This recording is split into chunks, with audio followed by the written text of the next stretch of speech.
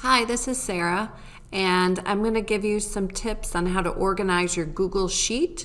So you have a student behavior Google form that you are filling out, and it's dumping all this great information into this Google Sheet. I'm just going to show you how you can adjust some things and make it easier to read.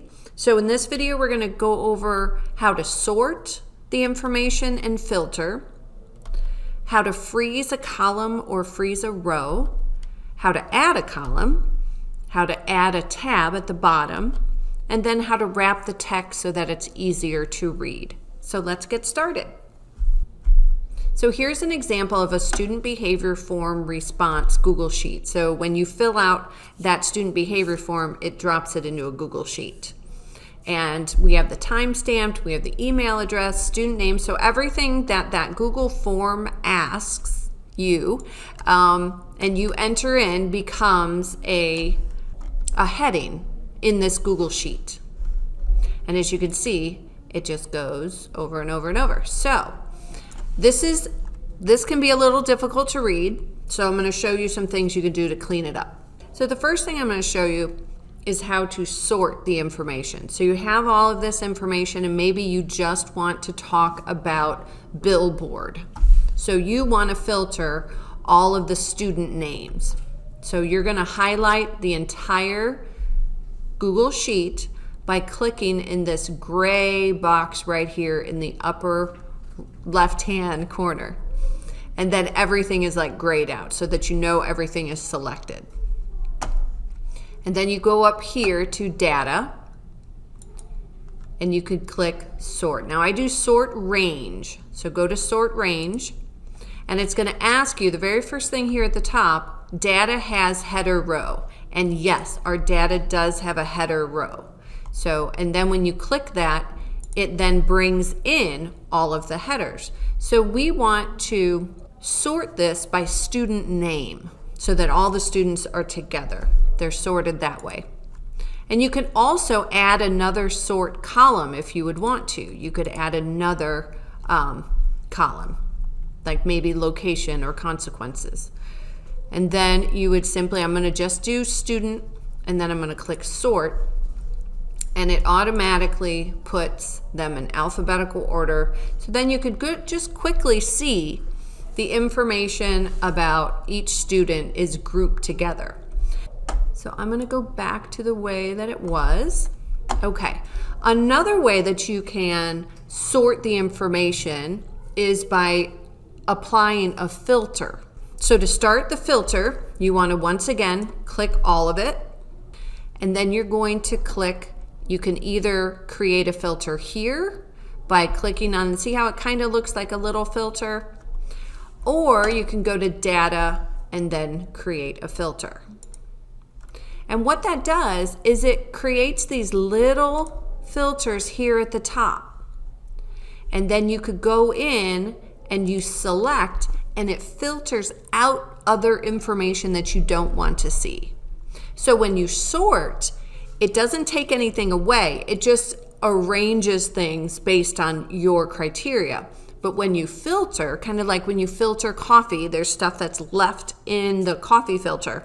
You are taking values out.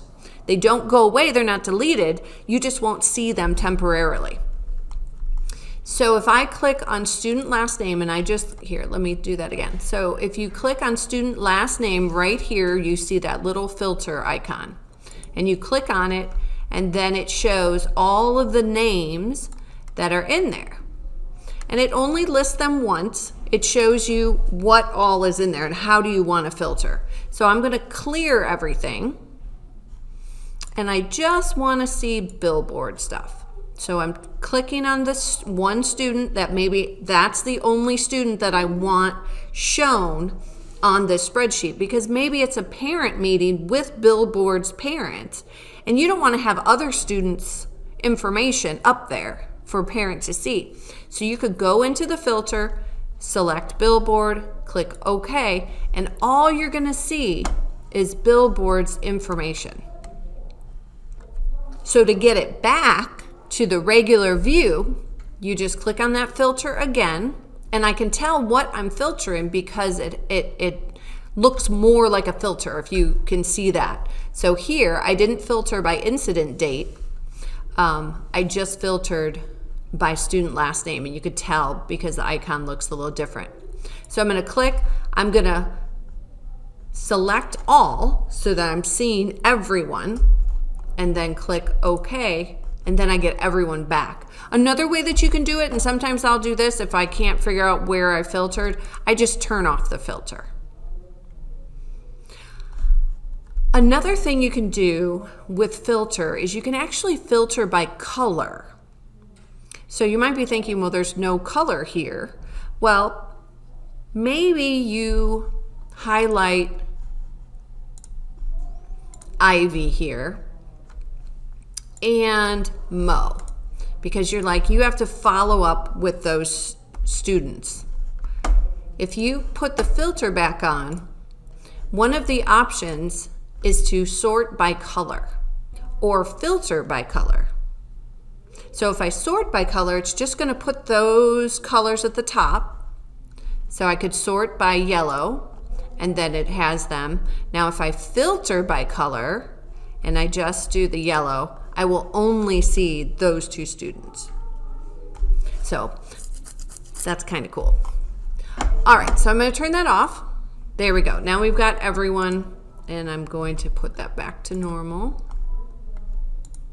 The next thing is how you freeze a row or a column. Now this one is already frozen for you, which is really convenient. So let's say you want to freeze it right up here to the student name, because as you can see, we scroll over and we have a lot of information. And if I'm reading this, then I don't know, I forgot. I have to like scroll back to figure out what student did that. So you can do this in a couple ways. One way is you highlight the column and then go to View and Freeze, and then it will say up to current column, which is C. The other choice is if you just want to freeze the first column or the second column, but if you want to go beyond those, which we did, we went to 3 columns out, then you have to highlight that column and then View, Freeze, and then up to column C. And you get that little shaded line right there, so you can kind of see. So now if I scroll over, I can scroll all the way over there. So that is how you freeze. You can also add a column if you would want to. Let's say you wanted to add the notes column here. You want it to go student last name, notes, and then incident date. You highlight, just click on that D, and that'll highlight the entire column. And then you can do this a couple different ways. You can right click and insert the column to the left, and that'll do that. And then you could put notes. Or, let's undo that. Or you can highlight D, you always got to highlight D, and then you can insert column to the left. So there's 2 ways to do that. And that's pretty typical with Google stuff. There's usually more than one way. And like I said, this does not hurt the Google form in any way, and this can be just your personal notes. With that being said, let's say you put in a personal note and you want to hide that. So if you're meeting with the parents and you have this up on the smartboard, or you're meeting with colleagues and you want to hide your notes, you just want that for you to see. You can go up here and highlight D, and then right click and say hide column. So I do that all the time if I have just my own anecdotal notes that help me. And then if I want to see them, you just simply click on that arrow right there, and then it pops up those notes. All right, the next thing we're going to talk about is how to add a tab.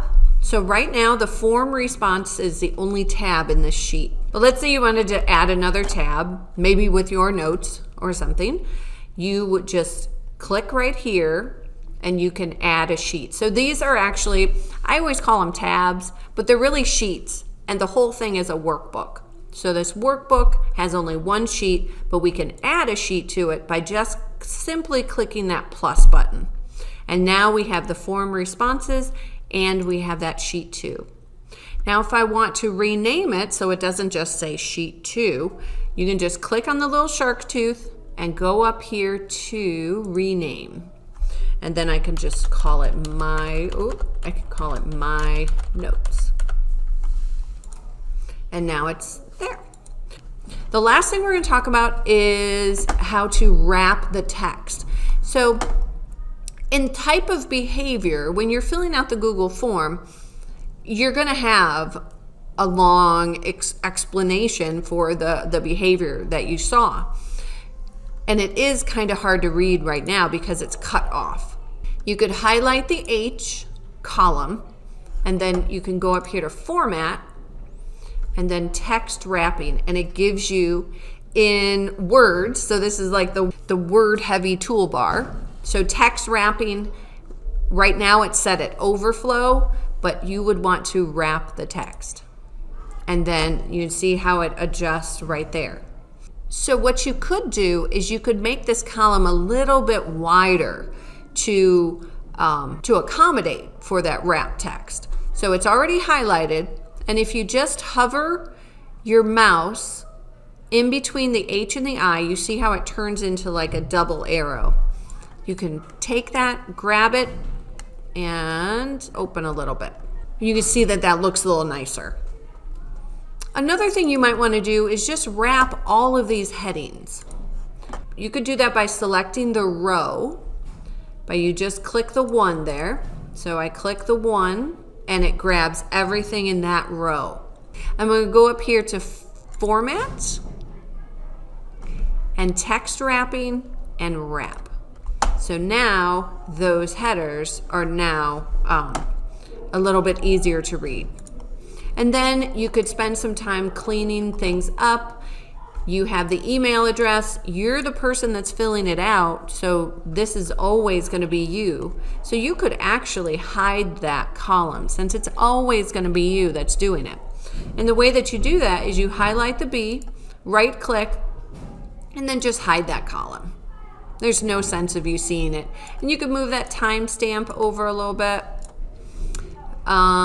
Incident date you can move over. So you can just spend some time cleaning this up a little bit. Now, this is another toolbar, which everything here is also up here in the word heavy toolbar. But this is these are the ones that we use a lot. So I very rarely go up into format, blah, blah, blah. I'll just click right here because I know what the symbol is for it. And that's text wrapping. So I can just click on that and then do the text and then select text wrapping. And so notice it just has the little symbol. It doesn't actually have the word, but if you hover and you're like, I'm not sure which one is which, then it will show you the word. So that's wrap. And I can open that up a little bit. There you go. So that's how you can just sort of clean this up a little bit for you, and so that when you go to your meeting, you've got everything in a nice, neat format to share. Once again, I'm Sara Hoffman, and let me know if you have any questions.